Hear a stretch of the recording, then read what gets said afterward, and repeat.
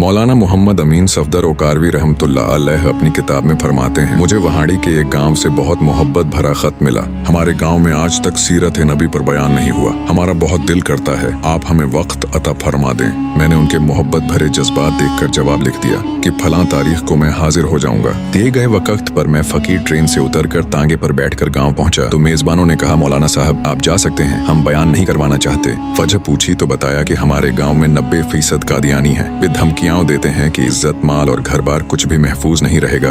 मैंने लिफाफा वापस कर दिया और कहा, बात तुम्हारी होती या मेरी होती तो मैं वापस चला जाता, मगर बात मदीने वाले आका की इज्जत की आ गई है, अब बयान होगा, जरूर होगा। वे घबरा गए और बोले, हजरत आप तो चले जाएंगे, मसला तो हमारे लिए होगा। मैंने कहा, इस गांव के आसपास कोई डंडे वाला है। उन्होंने बताया कि गांव से कुछ दूर नूरा डाकू रहता है, पूरा इलाका उससे डरता है। मैंने कहा, चलो मुझे नूरे के पास ले चलो। जब हम नूरे के डेरे पर पहुंचे तो नूरा बोला, आज क्या बात है, मौलवी जी कैसे आ गए? मैंने कहा, बात हुजूर की इज्जत की आ गई है, क्या तुम कुछ करोगे? मेरी बात सुनकर नूरा बिजली की तरह खड़ा हुआ और बोला, मैं डाकू जरूर हूँ मगर बेगैरत नहीं हूँ। वह हमें लेकर चल पड़ा। मस्जिद में मैंने 3 घंटे बयान किया और नूरा डटकर खड़ा रहा। आखिर में नूरे ने कहा, अगर किसी ने मुसलमानों की तरफ आंख उठाकर भी देखा तो वह नूरे से बच नहीं सकेगा।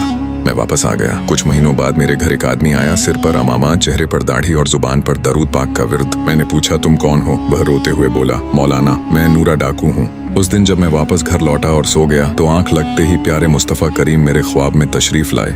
उन्होंने मेरा माथा चूमा और फरमाया, आज तुमने मेरी इज्जत पर पहरा दिया है। मैं और मेरा अल्लाह तुमसे खुश हो गए हैं। अल्लाह ताला ने तुम्हारे पिछले सब गुनाह माफ फरमा दिए हैं। मौलाना साहब, इसके बाद जब मेरी आंख खुली तो सब कुछ बदल चुका था। अब तो हर वक्त आंखों से आंसू ही नहीं रुकते। मौलाना साहब, मैं आपका शुक्रिया अदा करने आया हूँ। आपकी वजह से मेरी जिंदगी बदल गई, मेरी आखिरत संवर गई। हुजूर की इज्जत के लिए अल्लाह ताला ने एक डाकू की जिंदगी बदल दी और उसे सच्चा और पक्का मोमिन बना दिया। जिसने अल्लाह और उसके रसूल की इज्जत के लिए कदम उठाया, अल्लाह ने उसकी इज्जत भी बढ़ाई और आखिरत भी संवार दी। हमें हक के साथ खड़े होने की हिम्मत दे, हमें गुनाहों से तौबा की तौफीक अता फरमा और हमारी दुनिया व आखिरत को संवार दे। ऐ अल्लाह, हमें अपने महबूब की सुन्नत पर चलने वाला बना और उनकी शफाअत नसीब फरमा। आमीन या रब्बुल आलमीन।